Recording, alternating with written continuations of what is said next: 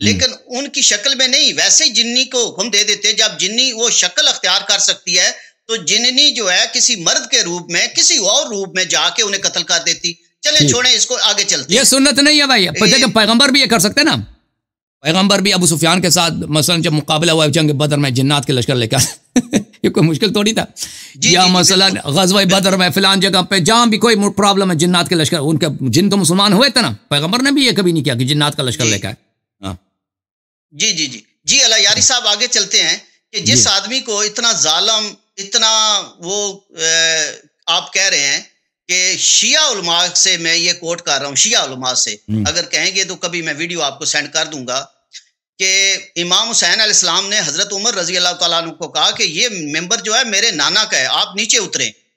اور جو اتنا ظالم جابر پتہ نہیں کیا کیا، وہ واقعی جابر تھے. یہ بھی بات بتاؤ، میں بھی تصدیق کرتا ہوں کہ حضرت عمر رضی اللہ تعالیٰ عنہ بہت غصے والے تھے، بہت جلال والے تھے. تو انہوں نے کوئی امام حسین علیہ السلام کی بات کا غصہ نہیں کیا، وہ نیچے اتر آئے. انہوں نے کہا کہ بیٹے یہ آپ کے نانا کا ممبر ہے، آپ کا حق ہے. یہ شیعہ علماء کوٹ کر رہے ہیں اس بات کو. تو جس آدمی کو آپ اتنا ظالم کہہ رہے ہیں وہ تو یہاں پر تو کوئی ظلم نہیں دکھا رہا، وہ تو شفقت اور محبت دکھا رہا ہے. دیکھیں وہ دیکھیں ایک دو دنیا داری ہوتی ہے نا، دنیا کے لیے آپ خلافت لے لیں، دو فدق لے لیں، یہ ایک کام ہے. ایک بیوقوفی ہوتا ہے. اگر دیکھیں جب ان سے امام حسین علیہ السلام، سب لوگ جانتے ہیں کہ امام حسین علیہ السلام سب صحابہ ہیں نا اس زمانے میں، مسجد وغیرہ میں وہ اکثر صحابہ کی ہے. جی ابھی مثلا فرض کریں یہ 5 سال پہلے پیغمبر کی وفات ہے، یا 8 سال پہلے، یا 2 سال 3 سال پہلے پیغمبر صلی اللہ علیہ وسلم وفات ہوئے، تو سب لوگ تو جانتے ہیں کہ پیغمبر کون تھے. جی بالکل. مدینہ والے تو سب مہاجرین انصار ہیں، وہ جانتے ہیں کہ رسول اللہ صلی اللہ علیہ وسلم امام حسین علیہ السلام سے کتنی محبت کرتے صلی اللہ علیہ وسلم، کتنے اپنے کندھوں سے حمل کرتے تھے، جنت کے سردار ہے، چومتے تھے اور کہتے تھے کہ جو ان سے محبت کرے وہ جنتی ہے، میرے ساتھ مشہور ہوگا. تو یہ صحابہ تو بڑی عزت کرتے تھے امام حسین علیہ السلام کی. اب اگر دیکھیں یہ تو نہایت بیوقوفی ہوتی نا کہ عمر اٹھ کے ان کو مار دیتا، تھپڑ مار دیتا نا. دیکھیں خلیفہ ہے، ظالم ہے، لیکن بیوقوف نہیں ہے. وہ ایسے کارنر میں پھنس گیا نا، وہ غصہ کا اظہار کرے تو اس کی اپنی حکومت کے لیے بہت ہی نقصان دہ.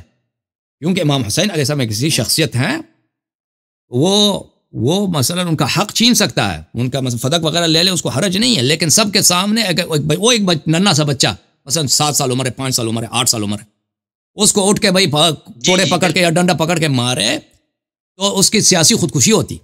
اب بھی یہی ہے. اب بھی آپ فوج کا کوئی آدمی ہو نا، فوج کا کوئی وہ جو بالکل میں فوج کا مثال یا مثلا آپ صدام کو لے لیں. صدام ظالم تھا لیکن بیوقوف نہیں تھا. وہ اس طرح وہ اپنے مخالفین کو قتل کرتا تھا. وہ کوئی بھی اس کو کہہ دے نا، اس کے متعلق کوئی بری بات کہے، فوراً اس کے پورے خاندان کو تباہ کرتا تھا. لیکن اس طرح نہیں تھا کہ سب لوگوں کے سامنے آ کے وہ ایسے کوئی اس کو سبق سے نہ ٹی وی پہ آ کے اگر اس سے کوئی بے حرمتی ہوتی ہے. اب صدام کا میں زمانے کا ایک واقعہ سنا دوں.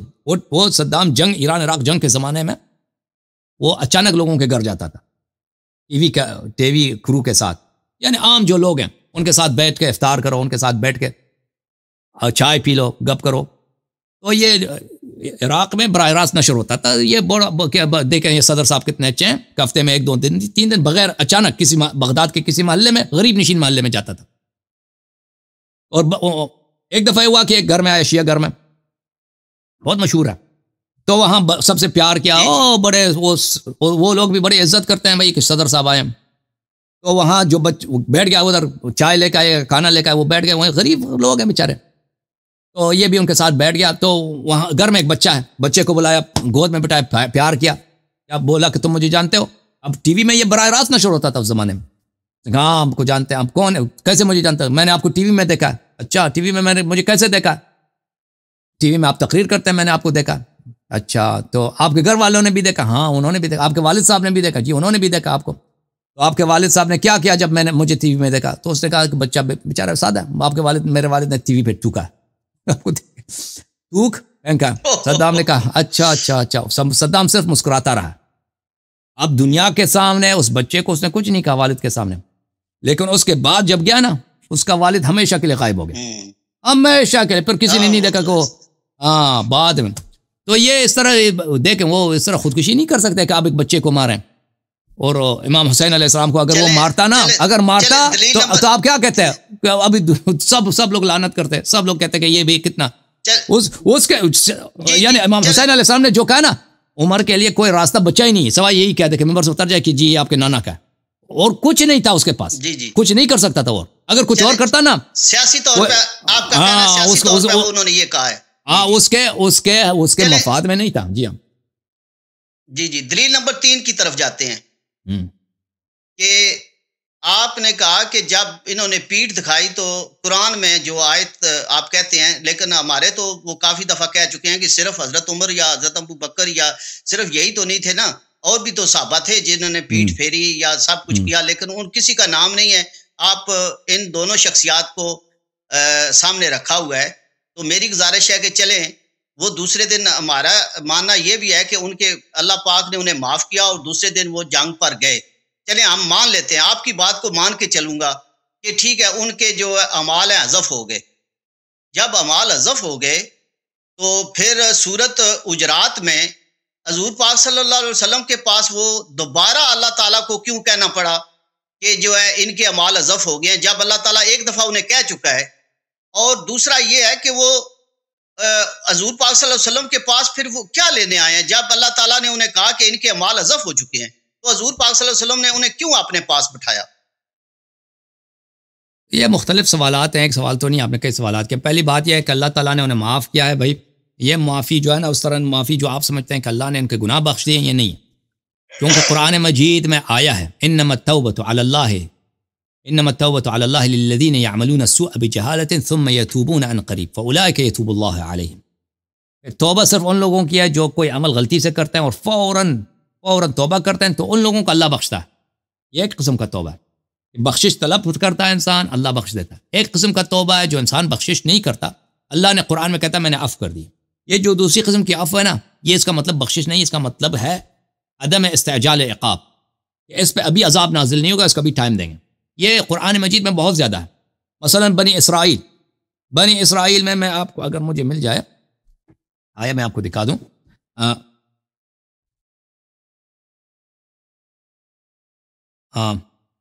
بنی اسرائیل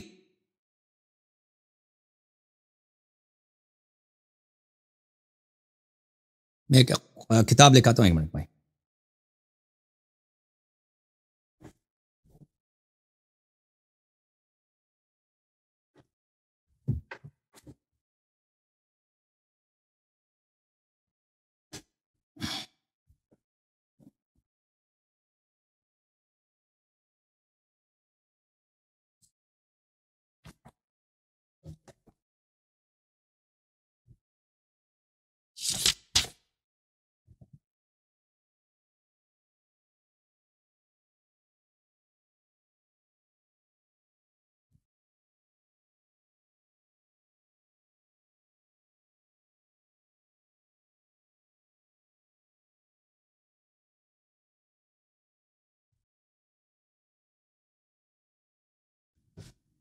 قرآن مجید میں سورہ مبارکہ مائدہ میں یہ آیات ملاحظہ فرمائیے، یہ قرآن مجید کی تفسیر ہے، تفسیر السمرقندی بحر العلوم، محمد ابن احمد ابو لیث سمرقندی کی تفسیر ہے، جزء اول، چھاپ دارالفکر، سنہ 2010 میں چھپی، اور یہ کوئی شیعہ تفسیر نہیں ہے کہ ہم شیعہ تفسیر دکھا رہے ہیں۔ اچھا، یہ آیات جو ہے سورہ مائدہ دیکھ رہے ہیں، یہ آیہ نمبر 12-13 جو ہے یہ بنی اسرائیل کے متعلق ہیں۔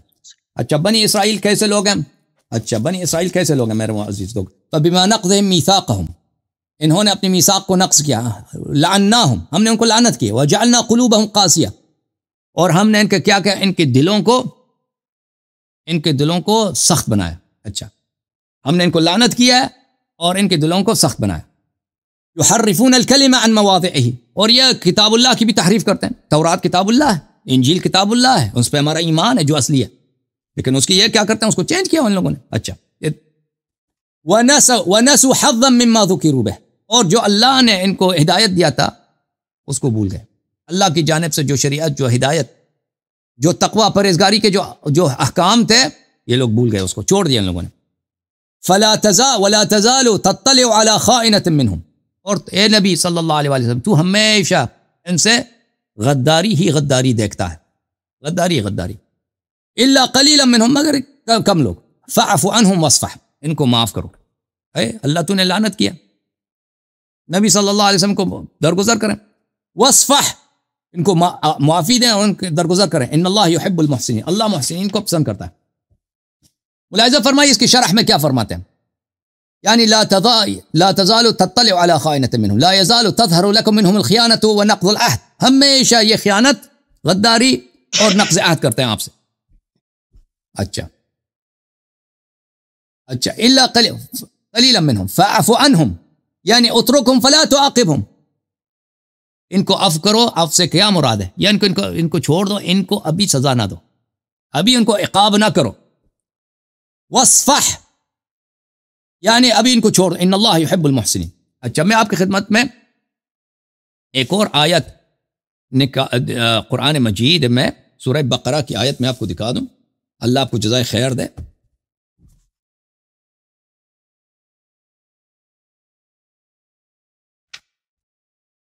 ملاحظہ فرمائیے، یہی بنی اسرائیل جن کو کہا کہ اللہ نے فرمایا ان کو لعنت کی.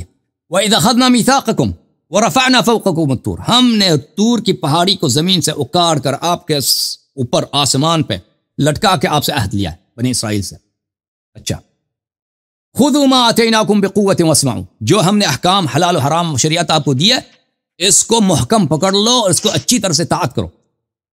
قالوا سمعنا وعصینا، انہوں نے جب بنی اسرائیل نے کیا کہا؟ عہد جو کیا نا، زبان میں کہتے ہیں سمعنا، دل میں کہتے تھے عصینا. زبان میں کہتے ہیں جی مان لیا عہد کرتے ہیں، دل میں کہتے ہیں نہیں مانتے. اچھا وَأُشْرِبُوا فِي قُلُوبِهِمُ الْعِجْلَ بِكُفْرِهِمْ، اور ان کے دلوں میں کیا ہے؟ ان کے دلوں میں ابھی تک وہ بچڑا، سامری نے جو بچڑا بنا کے دیا تھا نا، ابھی تک اس کی محبت، ابھی تک جو ابھی تک اب وہ اس کا سامری جو ہے ہلاک ہو گیا، سب کچھ عذاب آ گئی، اس کے باوجود ابھی تک اتنے معجزہ. ابھی طور کی پہاڑی بھی ان کے اوپر کھڑا کر دیا نا، دل میں زبان میں موسیٰ علیہ السلام سے کہہ رہے ہیں کہ جی ہم عہد کر رہے ہیں، دل میں کہتے ہیں نہیں مانتے. دل میں کس کی محبت ہے؟ ابھی اس بچڑے کی محبت ہے. ان کے دل رچی بسی ہے بچڑے کی محبت. قل بئس ما یأمرکم بہ ایمانکم ان کنتم مؤمنین، ان سے کہہ دو کہ اللہ تعالی آپ کو بہت ہی بری جو ہے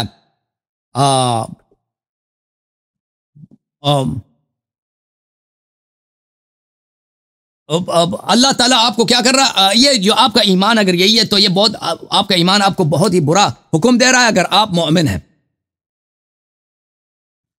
اچھا تو اس کے باوجود قرآن مجید نے بار بار کہا ہے کہ ہم نے ان کو عفو کیا، یہ اور رسول صلی اللہ علیہ وسلم سے فرمایا کہ ان کو عفو کرو. یہ ان کے حالانکہ ان کا یہ دشمنی کی حالت ہے. یہ عفو جو آپ کہہ رہے ہیں نا صحابہ کو عفو ہوا، یہ وہ عفو نہیں ہے جو احد سے بھاگنے والی کی جو کہانی ہے، اس میں وہ عفو نہیں ہے کہ توبہ کے بعد ان لوگوں نے کسی کتاب میں نہیں کہ ان لوگوں نے توبہ کیا بھاگنے سے.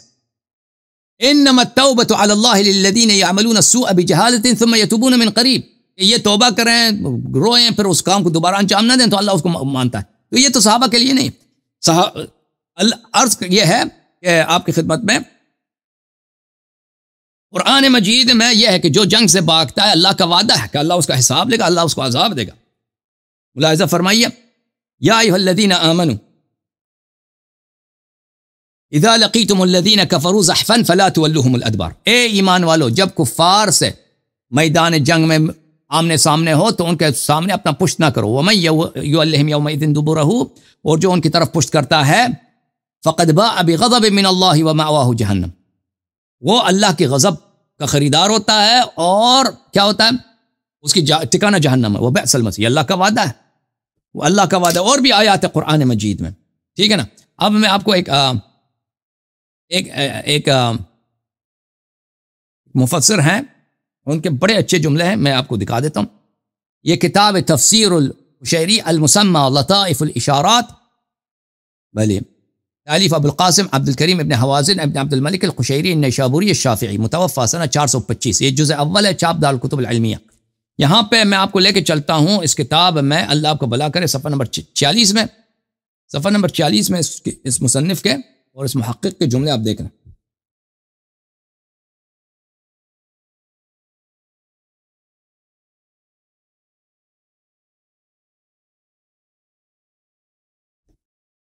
یہ فرمایا کہ بنی اسرائیل نے یہ سب کچھ کیا نا، غدار ہیں، فلان ہے، انہوں نے موسیٰ علیہ السلام کو تنگ کیا، ارنا اللہ جہرتان اخذتکم الصاعقہ، سب یہ جتنے بنی اسرائیل کی تو بہت کہانیاں قرآن میں.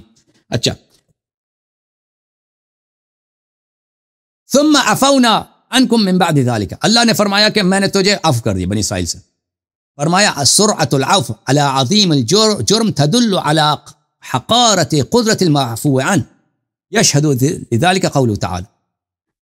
یہ جو ہے کہ اللہ تعالیٰ نے کہا کہ یہ عفو کیا ہے، اس کا مطلب یہ نہیں ہے کہ اللہ تعالیٰ بنی اسرائیل میں اسے روز قیامت حساب نہیں لے گا کہ تم نے بچڑے کی پرستش کی وغیرہ، تیرے دل میں بچڑے کی محبت ہے.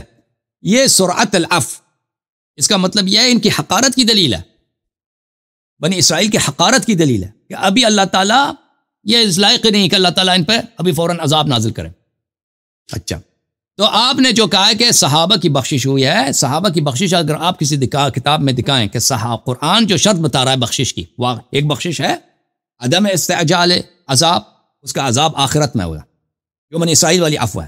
ایک عفو ہے جو قبول توبہ ہے، اللہ توبہ قبول کرتا ہے. یہ دو مختلف ہیں. قبول توبہ والی جو ہے وہ توبہ کے بعد ہوتی ہے، بخشش طلب کرنے کے بعد. اگر آپ کہتے ہیں صحابہ کا حساب اس طرح ہے، وہ کسی کتاب میں ہمیں دکھائیں کہ صحابہ نے جنگوں سے بھاگ کے انہوں نے توبہ کی، کسی صحابی کے لیے نہیں، ٹھیک ہے نا، ان لوگوں کو شرم ہی نہیں تھا، جنگ سے بھاگ گئے، کسی کے لیے نہیں ہے. اچھا، تو بچا کیا؟ بچا یہ کہ اللہ تعالیٰ نے واضح طور پہ صحابہ سے خطاب کیا کہ جو جنگ سے بھاگ جاتا ہے بھلے اس کی جگہ جہنم کا ٹھکانہ. اللہ نے وعدہ دے دیا. اللہ نے جب وعدہ دے دیا تو پتہ چلا یہ جو عفو ہے ثم عفونا عنکم، یہ عفو وہی بنی اسرائیل والی عفو ہے.